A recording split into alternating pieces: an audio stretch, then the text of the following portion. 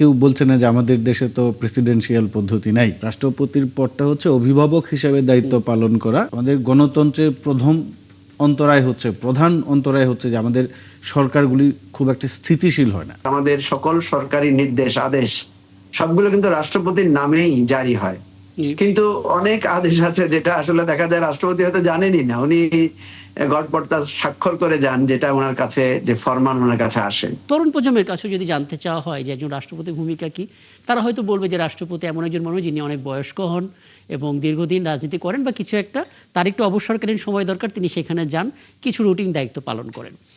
আদৌ কি তাই? মানে রাষ্ট্রপতির যে ক্ষমতার বলয়, তিনি চাইলে তো আরো অনেক কিছু করতে পারেন কিনা, মানে একটু যদি বিভ্রান্তি দূর করেন তরুণদের উদ্দেশ্যে, নতুনদের উদ্দেশ্যে, তারপর আলাপে যাবো। জি, ধন্যবাদ আমাকে এই অনুষ্ঠানে আমন্ত্রণ জানানোর জন্য, এবং আমার সঙ্গে যে বিজ্ঞ সহ আলোচক আছেন তাদেরকেও শুভেচ্ছা, এবং যারা দেখছেন সবাইকে শুভেচ্ছা। বাংলাদেশের যে রাষ্ট্রপতির যে পদটা আছে, এটা নিয়ে নানা কথাবার্তা হয়, যে বলা হয় যে রাষ্ট্রপতির কোনো ক্ষমতা নাই, কোনো একমাত্র অনুষ্ঠানে গিয়ে বক্তব্য দেয়া বা বিশ্ববিদ্যালয়ের এই আপনার কনভোকেশনে গিয়ে বক্তব্য দেওয়া আচার্য হিসাবে, আর ঈদের সময় অপরাধীদের মুক্তি করে দেবে, ঈদের সময় অপরাধীদের দায় মুক্তি আর কি। হ্যাঁ, এটা হয় কি, এখন এই কথাগুলো বলা হচ্ছে বটে, তার আগে কেউ বলছে না যে আমাদের দেশে তো প্রেসিডেন্সিয়াল পদ্ধতি নাই। একদম আমাদের দেশে পার্লামেন্টারি সংসদীয় যে ব্যবস্থা সেটা বহাল আছে, এবং আপনার রাষ্ট্রের যে তিনটা পার্ট, নির্বাহী বিভাগ, বিচার বিভাগ এবং আপনার যে আইনসভা, এখন এই জায়গায় আমাদের সরকার প্রধান হচ্ছে গিয়ে প্রধানমন্ত্রী, উনি এবং হচ্ছে সর্বোচ্চ নির্বাহী, এবং উনি বা সংসদীয় দলের নেতা, সংসদের যে নেতা হবেন উনি আসলে রাষ্ট্র পরিচালনা করবেন। সেই জায়গায় হচ্ছে রাষ্ট্রপতি নানা সময় নানা পরামর্শ দিয়ে থাকেন, খুব একটা মানে ওইভাবে বলা হচ্ছে কার্যকর না। আসলে এই সংসদীয় পদ্ধতিতে রাষ্ট্রপতির পদটা কি?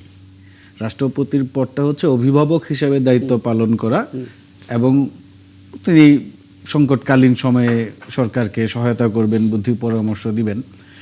আমাদের দেশে এই কথাগুলো বলা হয়, দেখেন যেই দেশগুলোতে সংসদীয় ব্যবস্থা আছে সেই দেশে ব্রিটেন, মানে গণতন্ত্রের সূতিকাগার তো ব্রিটেন, এবং এই যে পার্লামেন্টারি যেটা সিস্টেম, এটা তো ব্রিটেন থেকে এসেছে। তো সেই ব্রিটেনের রানীর কি খুব বেশি ক্ষমতা আছে? সেইখানে কি রানী, এখন তো রাজা আছেন চার্লসের কি ক্ষমতা? আমরা তো দেখি চার্লস হচ্ছে বিভিন্ন দেশে তার সাবেক ঔপনিবেশিক দেশগুলোতে গিয়ে উনি ঘোড়ায় চড়ে বেড়ান, চ্যারিটি করেন। এই যে ব্রিটেনে যে একটার পর একটা সরকার পড়ে যাচ্ছে, আসছে, নানা সংকটের মধ্য দিয়েই যাচ্ছে, আমি বলবো যে তাদের সরকার কিন্তু স্থিতিশীল না। সেই জায়গায় রাজার ভূমিকা কি? সেখানে কি খুব বেশি কথাবার্তা হচ্ছে? খুব বেশি তো কথাবার্তা হচ্ছে না। তাহলে আমাদের দেশে কেন হচ্ছে? আমাদের দেশে যে মূল বিষয়টা, আলাপটা যেই জায়গায় হচ্ছে, আমি মনে করি যে আপনার এই আমাদের গণতন্ত্রের প্রধান অন্তরায় হচ্ছে যে আমাদের সরকারগুলি খুব একটা স্থিতিশীল হয় না, এবং আমাদের রাজনৈতিক দলগুলোর একটা প্রবণতা হচ্ছে যে বিরোধী দলের যারা থাকে তারা হচ্ছে কিভাবে সবসময় সরকারকে চাপে রেখে দুর্বল করা যায় বা অস্থির একটা পরিস্থিতি তৈরি করা যায়। তবে আমি মনে করি বাংলাদেশের রাষ্ট্রপতির যে একদম ক্ষমতা নাই সেটা একবারেই বলা যাবে না, বরং সংকটকালীন সময়ে যখন সংসদ থাকে না, বা ধরেন যখন এক ধরনের ক্রাইসিস মোমেন্ট সামনে এসে উপস্থিত হয়, তখন কিন্তু রাষ্ট্রপতি সর্বোচ্চ ক্ষমতা প্রয়োগ করতে পারেন। সেটার উদাহরণ আমরা 1996 সালে দেখেছি, যখন আব্দুর রহমান বিশ্বাস রাষ্ট্রপতি ছিলেন, তখন জেনারেল নাসিমের নেতৃত্বে একটা অভ্যুত্থান প্রচেষ্টা করা হয়েছিল। সেই ওই সময় কিন্তু একজন রাষ্ট্রপতি যে আসলে মেধা প্রজ্ঞা সবকিছু প্রমাণ করে, এক হাতে আব্দুর রহমান বিশ্বাস কিন্তু সেটা মোকাবেলা করেছেন। তো রাষ্ট্রপতির তো ক্ষমতা আছে। এখন রাষ্ট্রপতি তো আপনার সংসদীয় পদ্ধতিতে তো উনি ডে টু ডে রাষ্ট্র পরিচালনায় থাকবেন না। ব্রিটেনের রাজা তো প্রাত্যহিক রাষ্ট্র পরিচালনায় থাকেন না। একদম। আমি তাহলে একটু মুজিবুর মঞ্জুর সাথে একটু আলাপ করি। মুজিবুর মঞ্জুর, আপনাকে আমন্ত্রণ জানাচ্ছি আরও একবার, এবং বিরোধী দলের দিক থেকে আসলে 23তম রাষ্ট্রপতি নিয়ে একটা অবজারভেশন তো জানতেই চাই। এমন একজন ব্যক্তি এই আসনে গেলেন যিনি আসলে পরীক্ষিত রাজনীতিবিদ, দীর্ঘদিনে তার রাজনৈতিক কেরিয়ার, প্রজ্ঞা সব কিছু আছে, সেই জায়গা থেকে আপনাদের অবজারভেশনটা বলবেন। এবং একটা বিষয় একটু বলবেন, অনেকে রাষ্ট্রপতি প্রধানমন্ত্রীর ক্ষমতার ভারসাম্য নিয়ে কথা বলছেন, কিন্তু পার্লামেন্টারি সিস্টেমে যখন আমরা থাকি সেই জায়গা থেকে আদৌ মনে হয় কিনা যে এখন রাষ্ট্রপতি প্রধানমন্ত্রীর ক্ষমতার ভারসাম্য এমন একটা পর্যায়ে পৌঁছেছে যেটা আসলে ঠিকঠাক করা খুবই জরুরি? কারণ আমরা তো দেখতে পাচ্ছি একটা সিস্টেমের মধ্যে দিয়ে আমরা আছি। কি বলবেন? ধন্যবাদ আপনাকে। আসলে আমাদের যেই সংসদীয় ব্যবস্থায় আমরা ঢুকেছি, আগে তো আমাদের রাষ্ট্রটা একটা রাষ্ট্রপতি শাসিত ব্যবস্থা ছিল। জি সেখান থেকে আমরা যে সংসদীয় পদ্ধতিতে ঢুকেছি বা প্রধানমন্ত্রী শাসিত সরকারে যেটাকে আমরা ঢুকলাম, সেটার কিন্তু খুব বেশি সুফল আমরা পেয়েছি এটা বলা যাবে না।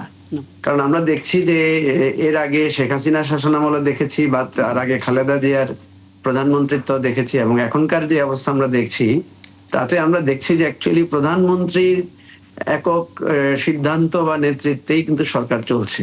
জি তো আমাদের তাহলে আমরা রাষ্ট্রপতি শাসিত পদ্ধতিটা পরিবর্তন করে যেখানে আসলাম, সেটার কিন্তু খুব বেশি সুফল আমরা পাইনি। দ্বিতীয় বিষয় হচ্ছে, সত্যিকার অর্থে আমাদের যে রাষ্ট্রপতি, আপনি জানেন যে আমাদের সকল সরকারি নির্দেশ আদেশ সবগুলো কিন্তু রাষ্ট্রপতির নামেই জারি হয়। জি কিন্তু অনেক আদেশ আছে যেটা আসলে দেখা যায় রাষ্ট্রপতি হয়তো জানেনই না, উনি গড়পড়তা স্বাক্ষর করে যান, যেটা ওনার কাছে যে ফরমান ওনার কাছে আসে। তো এই জিনিসগুলো অ্যাকচুয়ালি দেখা যাচ্ছে যে একটা জেনারেশনে গিয়ে এটা মানুষের কাছে মনে হতে পারে যে এই আলংকারিক রাষ্ট্রপতির আসলে কাজ কি। জি আমরা যেটা দেখি, যে কথাটা একটু আগে মানব মল্লিক বলেছেন, যে 5 বছর পরে যখন একটা ট্রানজিশন হয়, মানে একটা সরকারের পরিবর্তন হয়, তখন আমরা দেখি রাষ্ট্রপতির ক্ষমতা বা ওনাকে অনেকগুলো ভূমিকা পালন করতে হয়। কিন্তু আমরা অতীতে দেখেছি ওই ধরনের রাষ্ট্রপতিরা একমাত্র আব্দুর রহমান বিশ্বাস ছাড়া বাকিরা কেউ কিন্তু খুব যে ভালো ভূমিকা রেখেছেন তা না। তারা বরং ওই যে তৎকালীন যে সরকার থাকে তার লিখা পড়া বক্তব্য এমন ভাবে পড়েন, যেমন ইয়াজউদ্দিন আহমেদ সাহেবকে আমরা দেখেছি বঙ্গবন্ধু শেখ মুজিবের গুণগান গেয়ে বক্তৃতা দিতে। সম্প্রতি আমরা শাহাবুদ্দিন চুপ্পু সাহেবকে দেখলাম, উনি একেবারে শেখ হাসিনার বিপক্ষে গিয়ে বক্তব্য রেখেছেন। যিনি শেখ হাসিনাকে পদস্পর্শ করে সালাম করে রাষ্ট্রপতি হয়েছেন, তাকেও দেখা গেল যে তার লিখিত একটা বক্তব্য পাঠ করেছেন। সুতরাং এগুলো কিন্তু অ্যাকচুয়ালি রাষ্ট্রের যে আলংকারিক বা প্রধান পদ হিসেবে যিনি থাকেন, সেটা কিন্তু আসলে সুন্দর মানানসই দেখায় না।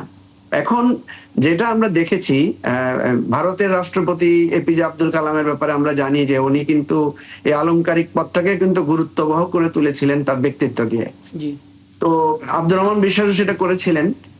ঠিক তেমনি ভাবে আমরা চাই এখন যিনি রাষ্ট্রপতি হয়েছেন মির্জা ফখরুল ইসলাম আলমগীর, যিনি অত্যন্ত সিজন পলিটিশিয়ান এবং দীর্ঘ সময় পার করে তিনি একটা জায়গায় এসেছেন, তো ওনার কাছ থেকে আমরা সেই ব্যক্তিত্বশালী আচরণ যদি পাই। আর তাছাড়া আমাদের জুলাই সনদে যে বা বিএনপির 31 দফায় রাষ্ট্রপতি ও প্রধানমন্ত্রীর মধ্যে যে ক্ষমতার ভারসাম্যের কথা বলা হয়েছে, সেখানে কিন্তু আপনি জানেন যে আইন কমিশন, তারপরে আমাদের মানবাধিকার কমিশন, এই ধরনের বেশ কয়েকটা দায়িত্ব রাষ্ট্রপতির হাতে অর্পণ করার প্রতিশ্রুতি ছিল। বিএনপি দুই একটা বিষয়ে নোট অফ ডিসেন্ট দিয়েছে, কিন্তু 4টা ক্ষমতা রাষ্ট্রপতির হাতে দেওয়ার ব্যাপারে আমরা একমত হয়েছি।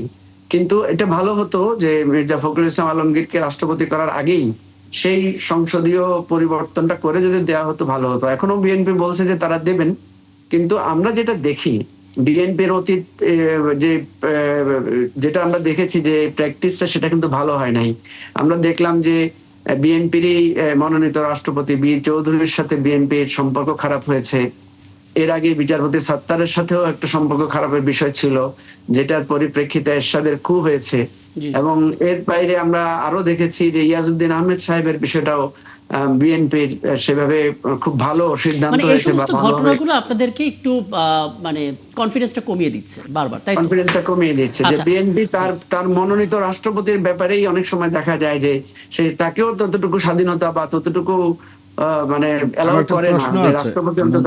হ্যাঁ, আমি আপনার কাছে আসতাম যদি কিছু জানতে চান।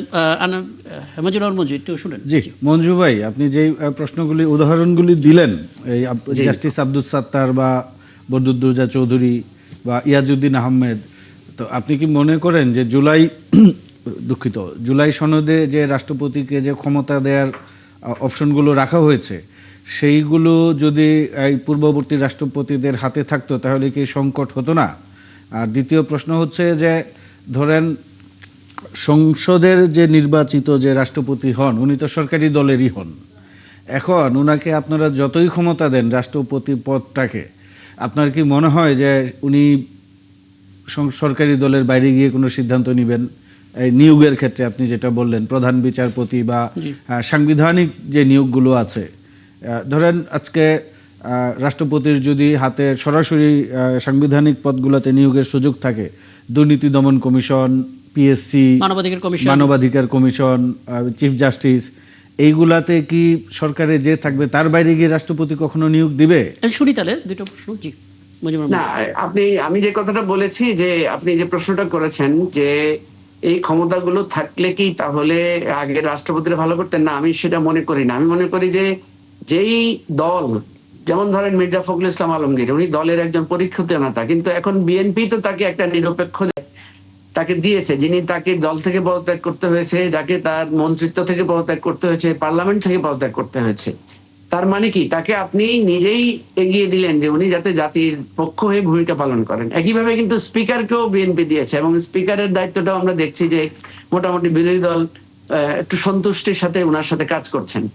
তো এই যে আপনি যে প্রশ্নটা করলেন, যে এটা কিন্তু সরকারি দলের পক্ষ থেকে এই সুযোগটা দিতে হবে। রাষ্ট্রপতিকে আপনি বানিয়েছেন, কিন্তু রাষ্ট্রপতিকে বানানোর পরও আপনি যদি মনে করেন যে তাকে আপনার মতো করেই চলতে হবে, যেমন বদরুদ্দোজা চৌধুরীর ক্ষেত্রে কি হয়েছে, কি নিয়ে আসলে বিরোধটা হয়েছে, আমরা যতটুকু জানি যে বদরুদ্দোজা চৌধুরী হয়তো একটু স্বাধীনতা বা একটু কথাবার্তা বলতে চেয়েছিলেন, যেটা ওনাদের পছন্দ হয় নাই, বা উনি ওনার ব্যক্তিগত মতে কিছুটা প্রকাশ করতে চেয়েছিলেন, যেটা হয়তো সরকারের পক্ষ থেকে বলা হয়তো হয়েছে বা যে এগুলো দিয়ে এখন তো আর কিছু বলার সুযোগ নেই, কারণ প্রমাণ সর্বস্ব বিষয়গুলো। না। আমি যেটা মারুফ মল্লিকের কথার প্রেক্ষিতে যেটা বলছি সেটা হচ্ছে এটা নির্ভর করবে সরকারি দলের তাদের নীতি এবং তাদের প্র্যাকটিসের উপরে। এটা তো সত্য যে উনি ওই দলেরই মনোনীত একজন ব্যক্তি, এবং বিভিন্ন নিয়োগের ক্ষেত্রে উনার নিজস্ব কোনো ভয়েস থাকবে কিনা।